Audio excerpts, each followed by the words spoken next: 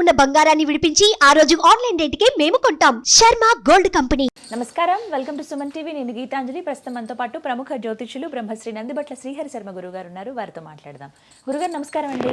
రాజస్థాన సంతృప్తై రాజస్థ ప్రతిపత్తయే జగదఃపితరై పార్వతీ పరమేశ్వరై సదాశివ సమారంభాం శంకరాచార్య మధ్యమాం అస్మదాచార్య పర్యంతం వందే గురు పరంపరాం.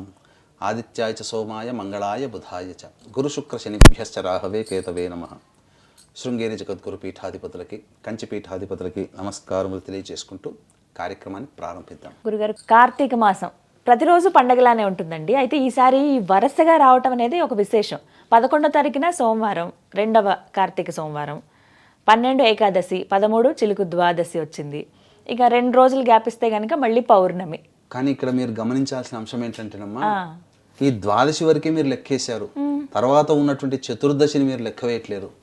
ఇది త్రయోదశి, చతుర్దశి. ఈ కార్తీక మాసం అంతా కూడా కామ్యకర్మలు, కోరికలు నెరవేర్చుకోవడానికి కాకుండా పుణ్యం సంపాదించుకోవడానికి, గత జన్మ కర్మ దోషాలు తొలగించుకోవడానికి చెప్పబడినటువంటి మాసం. అందుకనే ఈ కార్తీక మాసములో నక్తములు కానీ దానములు కానీ చేయమంటారు. అలాగే వ్రతాలు నోములు చేసేది శ్రావణ మాసం, కానీ మాఘమాసం కూడా వ్రతాలు నోములు. కానీ దానములు చేసే మాసం ఏదయ్యానంటే ఈ యొక్క కార్తీక మాసమే. అయితే మీరు గమనించింది, మీకు అందరికీ మీతో పాటు సామాన్యమైనటువంటి సుమన్ టీవీ ప్రేక్షకులకు ఎవరికైనా కానీ కార్తీక సోమవారాలు అంటే తెలుసు, అన్ని ఏకాదశులు అంటే తెలుసు, ద్వాదశుల గురించి చాలా కొద్ది మందికే తెలుసు. కాకపోతే కార్తీక మాసంలో వచ్చే చిలుకు ద్వాదశి తెలుసు. కానీ దీనికంటే విశేషమైనటువంటిది పౌర్ణమి కంటే ముందు వచ్చే చతుర్దశి. చతుర్దశి చాలా విశేషం అమ్మ. సామాన్య ప్రేక్షకులకి చాలా తెలియదు. ఈ చతుర్దశి రోజుననే ఈశ్వరుడు విష్ణు భగవానుడికి సకల భూమండలంలో కూడా, అనగా ఈ భూమే కాదు సకల విశ్వంలో కూడా ఎదురు లేనటువంటి సుదర్శన చక్రాన్ని ప్రసాదించాడు. చతుర్దశి రోజు అండి, వైకుంఠ చతుర్దశి అంటారు దాన్ని.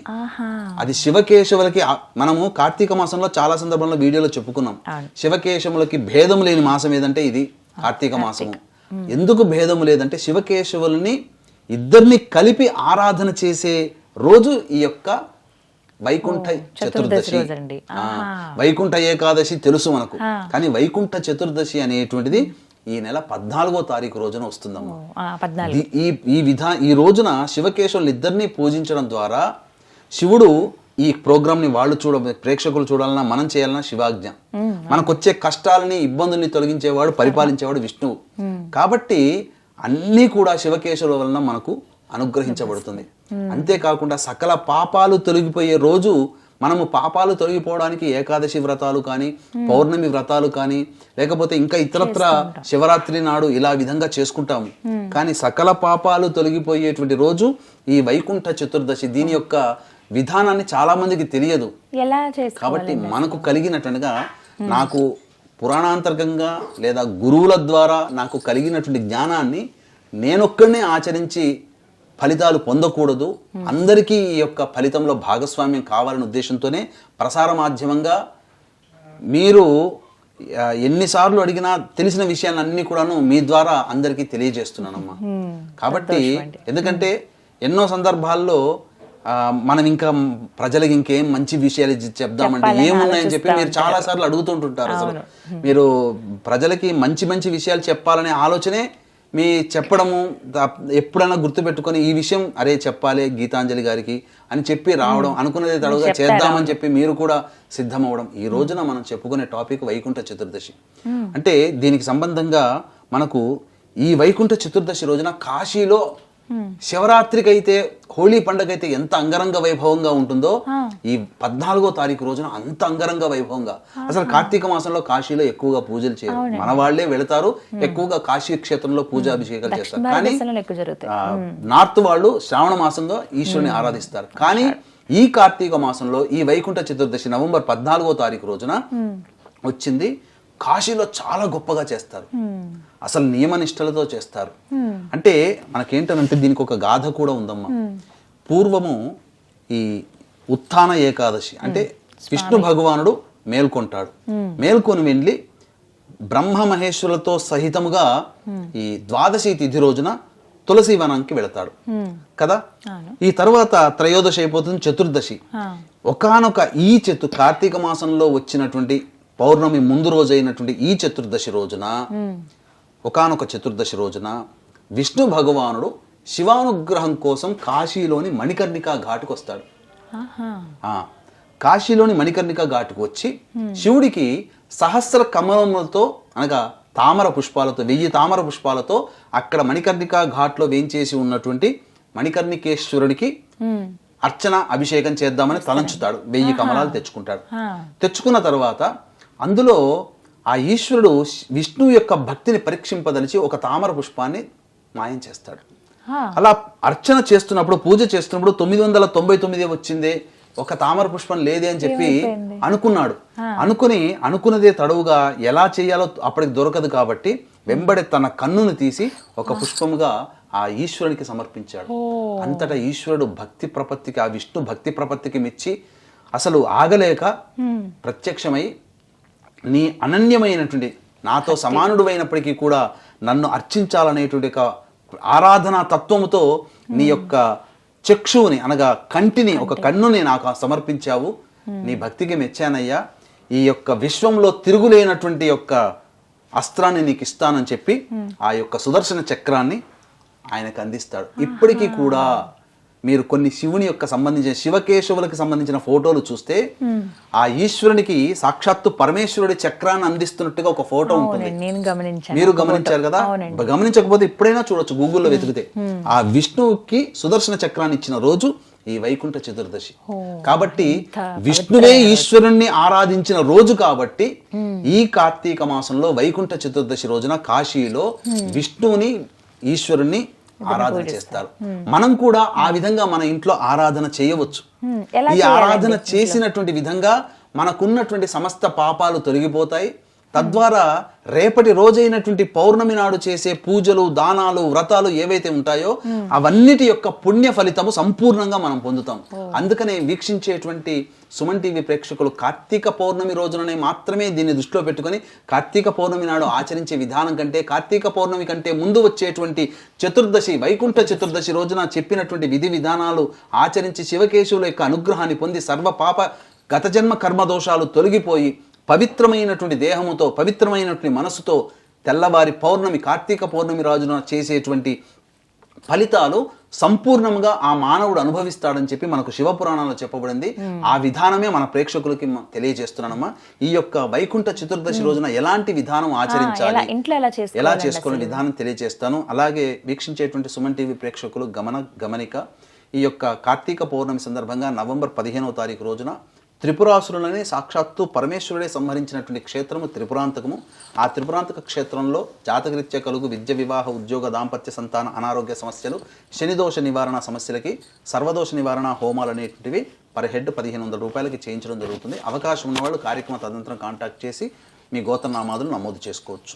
ఎలా ఆచరించాలి, ఎలా చేసుకోవాలి? ఆ 14వ తారీఖు రోజున సూర్యోదయమే బ్రహ్మముహూర్తంలో లేచి కాలకృత్యాదులు తీర్చుకొని శివుడి చిత్రపటము, విష్ణువు చిత్రపటం రెండూ పెట్టి అక్కడ మామూలుగా పూలతో అలంకరణ చేసుకొని అక్కడ శివలింగం ఏర్పాటు చేసుకోవాలి. చేసుకున్న తర్వాత ఆవు నేతితో దీపారాధన చేయాలి. శివలింగం ఏర్పాటు చేసుకునేటప్పుడు శివలింగం పెట్టేటువంటి ప్రదేశంలో సహజంగా అష్టదళ పద్మం, ముగ్గుతో అష్టదళ పద్మం వేసి మధ్యలో పసుపు, కుంకుమ మరియు పుష్పములు మాలికలు పెట్టి ఆ యొక్క ప్రదేశంలో శివలింగ ప్రతిష్ఠ చేసుకోవాలి. శివలింగాన్ని పెట్టుకోవాలి. పెట్టుకొని ఒకవేళ శివలింగము పెట్టుకొని వీలు లేకపోతే మామూలుగా ఆ యొక్క శివకేశవులకి, విష్ణువుకి, శివుడికి ఫోటోకి పూలు, పూలమాలలు పెట్టాలి. మొదటగా శివలింగం పెట్టుకునేటట్టయితే శివాభిషేకము, శివాయ నమః అనుకుంటూ శివాభిషేకం చేయాలి. చేసిన తర్వాత అప్పుడు ఆ స్వామికి అర్చన చేయాలి. బిల్వాష్టోత్తరం కానీ ఏదైనా అర్చన చేయాలి. దాంతో శివారాధన కంప్లీట్ అయిపోతుంది. ఇక వెంబడే మనం ముందుగా తయారు చేసి పెట్టుకోవాలి ఒక తులసి మాల, ఒక బిల్వ పత్రాల మాల పెట్టుకొని తులసి మాలని శివుడి చిత్రపటం ముందర పెట్టాలి. బిల్వ పత్రమాలని విష్ణువు చిత్రపటం ముందర పెట్టుకోవాలి. పెట్టుకొని అప్పుడు గణపతి యొక్క ముందుగా ఈ అభిషేకం చేయడానికంటే ముందే గణపతిని ధ్యానం చేసుకొని ఈ శివకేశవులని ఇద్దరిని కూడా అర్చిస్తున్నాను, అర్చించినటువంటి పుణ్య ఫలితం నాకు కలగచేయి, గత జన్మ కర్మదోషాలు తొలగింప చేయడానికి నన్ను అర్హుణ్ణి చెయ్యి వినాయక అని చెప్పి నమస్కారం చేసుకొని గణపతి యొక్క అనుగ్రహం తీసుకొని శివాభిషేకం చేయాలి. అప్పుడు తులసి దళం శివుని యొక్క చిత్రపటం దగ్గర తులసిమాల, బిల్వ పత్రాల మాల విష్ణువు చిత్రపటం దగ్గర, చిత్రపటానికి వేయకూడదు, పటం దగ్గర పెట్టాలి. పెట్టిన తర్వాత శివ సహస్రనామము, విష్ణు సహస్రనామము పారాయణం చేయాలి. పారాయణం చేసి అప్పుడు ఆ యొక్క శివుడి దగ్గర ఉన్నటువంటి తులసిమాలని విష్ణు చిత్రపటానికి వేయాలి. విష్ణు చిత్రపటం దగ్గర ఉన్నటువంటి బిల్వ మాలని శివుడికి వేయాలి. ఆ విధంగా వేస్తే మనము చేయడం ద్వారా ఆ విష్ణువు శివుడికి సమర్పించినట్టు, శివుడు విష్ణువుకి సమర్పించినటువంటి భావన. ఇదే విధానముగా శివాలయానికి చేరుకొని, విష్ణు ఆలయానికి చేరుకొని శివుడికి అర్చన జరిపించి శివుడి దగ్గర పెట్టబడినటువంటి తులసిమాలని విష్ణు ఆలయంలో విష్ణువుకి అలంకరింపచేయాలి. విష్ణు ఆలయంలో స్వామివారి పాదాల దగ్గర పెట్టకూడదు, ఏదైనా కానీ ఒక పక్కన పెట్టాలి, లేదా విష్ణు భగవానికి హృదయానికి అందించాలి. అందించి ఆ యొక్క బిల్వపత్రాల మాలని శివాలయంలో స్వామివారికి ఇవ్వాలి. ఈ విధంగా చేసినట్లయితే శివకేశవులకి అనుగ్రహం కలుగుతుంది. అయితే ఈ యొక్క వైకుంఠ చతుర్దశి రోజున నిషీధి సమయంలో ప్రత్యేకమైనటువంటి భజనలు కానీ కీర్తనలు కానీ చేయాలి. ఎప్పటి నుంచి? 11 గంటల రాత్రి 11:42 నుంచి 12:30 గంట మధ్యకాలంలో శివుణ్ణి విష్ణువుని కీర్తిస్తూ భజనలు చేసుకోవడం, శివనామస్మరణం విష్ణునామస్మరణం అయినా చేసుకుంటూ ఉండి ఆ విధంగా ఉండి నిద్రకు ఉపక్రమించి తెల్లవారి మళ్ళీ బ్రహ్మముహూర్తన మేల్కొని ఆ యొక్క కార్తీక పౌర్ణమి సందర్భంగా దీపారాధన, అలాగే సాలగ్రామ దానం, అలాగే అమలకా దానము, వస్త్రదానము, ఇవన్నీ కూడా దానాది కార్యక్రమాలు కార్తీక పౌర్ణమి సందర్భంగా చేసుకోవచ్చు. అలాగే దీపారాధన ఎన్ని ఒత్తులతో దీపారాధన చేయాలి, ఏ విధమైనటువంటి నూనెను వాడితే మంచి ఫలితము, ఏ విధమైనటువంటి పుష్పాలతో అర్చిస్తే ఫలితము, అలాగే ఈ యొక్క కార్తీక పౌర్ణమి రోజున విధిగా ఆచరించాల్సినటువంటి కొన్ని నియమాలు ఏంటి అనేటువంటిది మరి యొక్క వీడియోలో ఖచ్చితంగా దీనికి వస్తుంది. ఆ వీడియోలో మనం తెలియజేద్దామమ్మా. మొత్తంగా చతుర్దశి రోజు అయితే ఈ విధంగా ముఖ్యంగా ఈ వైకుంఠ చతుర్దశి ఏదైతే ఉందో ముఖ్యంగా స్నానం వల్ల కొంత ఫలితం వస్తుందమ్మా. మనం ఎంతటి అదృష్టవంతులం అంటే గోదావరి నది అనేటువంటిది మన తెలంగాణ ఆంధ్ర రాష్ట్రాల గుండా వెళుతుంది. ఈ ప్రాంత వాసులమైనటువంటి మనం అదృష్టం మహారాష్ట్ర నుంచి ప్రారంభమై ఇప్పుడు వీక్షించేటువంటి ప్రేక్షకులు మన ప్రేక్షకులే కదా.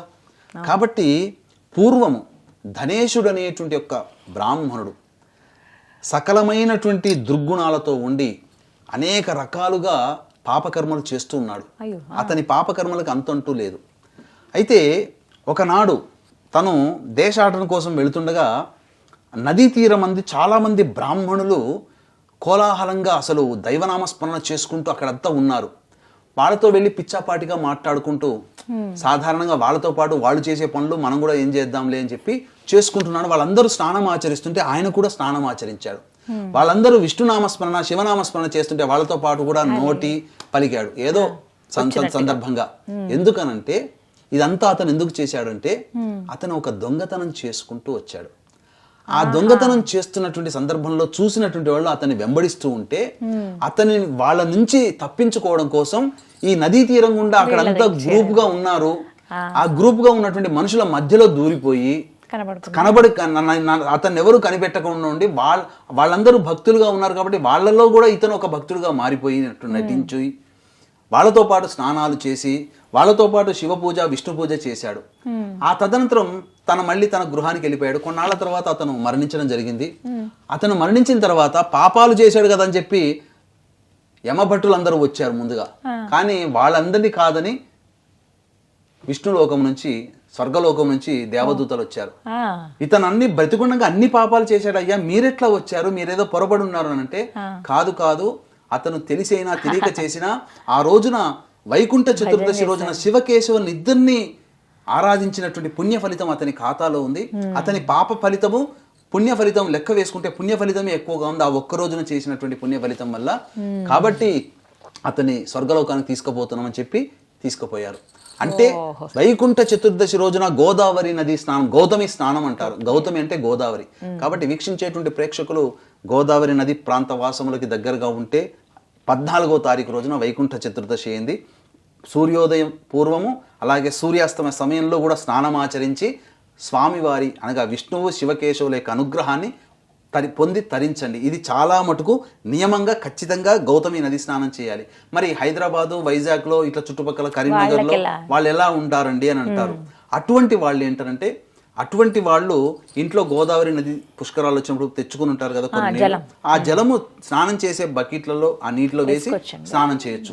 పోనీ ఆ నీళ్లు కూడా లేవండి, మళ్ళీ ఏమిటనంటే అప్పుడు మనకు ఒక శ్లోకం ఉంది, గంగే చ యమునే కృష్ణ గోదావరి సరస్వతి నర్మదే సింధు కావేరి జలేస్మిన్ సన్నిధిం కురు కావేరీ తుంగ భద్రా చ కృష్ణవేణీ చ గౌతమి భాగీరథీ చ విఖ్యాతాః పంచగంగా ప్రకీర్తితాః. అంటే మన భారతదేశం గుండా ప్రవహించే అన్ని నదులని తలుచుకొని ప్రత్యేకించి గోదావరి నది యొక్క స్థితి నేను స్నానం చేసే నీటిలో ఉండాలని చెప్పి సంకల్పం చేసుకొని స్నానం చేసినప్పుడు ఆ గోదావరిలో మునిగి స్నానం చేస్తున్నట్టుగానే తదేకమైనటువంటి ఆధ్యాత్మిక భావనతో ఆ గోదావరిలో మునిగి స్నానం చేస్తున్న భావన గనుక పెట్టుకొని స్నానం చేస్తే ఆ గౌతమి నది స్నాన ఫలితం అతనికి ఉత్తర క్షణంలోనే ఆ మనుషులకి స్త్రీ పురుషులకి ఎవరికైనా దక్కుతుంది. ఆ విధంగా స్నానం ఆచరించండి. వైకుంఠ చతుర్దశి రోజున శివకేశవులకి చెప్పిన విధంగా అర్చన, స్నానము, ముఖ్యంగా గౌతమి నది స్నానము చాలా ప్రత్యేకంగా చెప్పబడి ఉంది. ఇది మనకు సొంతంగా చెప్పబడింది కాదమ్మా, శివ పురాణాంతర్గతమైనటువంటి విధానం ఇది. కాశీలో చాలా కోలాహలంగా ఈ రోజున శివకేశవుల్ని అర్చిస్తారని చెప్పడంలో సందేహమే లేదు. చతుర్దశి రోజు అసలు ఎలా శివకేశవుల్ని ఆరాధించాలో ఈ వైకుంఠ చతుర్దశి రోజున ఎవరైనా కాశీలో ఉన్నట్లయితే పంచగంగా ఘాట్లో గనక స్నానం ఆచరిస్తే ఉత్తర క్షణంలోనే మనకి సంతాన భాగ్యం కలిగి శివకేశవుల యొక్క అనుగ్రహంతో కలిగే సంతానం పుడతాడు, వంశోద్ధారకుడు పుడతాడు. ఎవరైనా కనుక కాశీలో ఉంటే ఖచ్చితంగా ఆ రోజున మిస్ అవ్వకుండా మీరు ఈ పూజ అయితే చేసుకోండి, లేకపోతే కాసేపు అక్కడ గడపండి, చాలు, అదే పుణ్యంగా భావించవచ్చు. చాలా చక్కగా వివరించారు గురుగారు, ధన్యవాదాలండి. సర్వం శ్రీ ఉమామహేశ్వర పరబ్రహ్మార్పణమస్తు.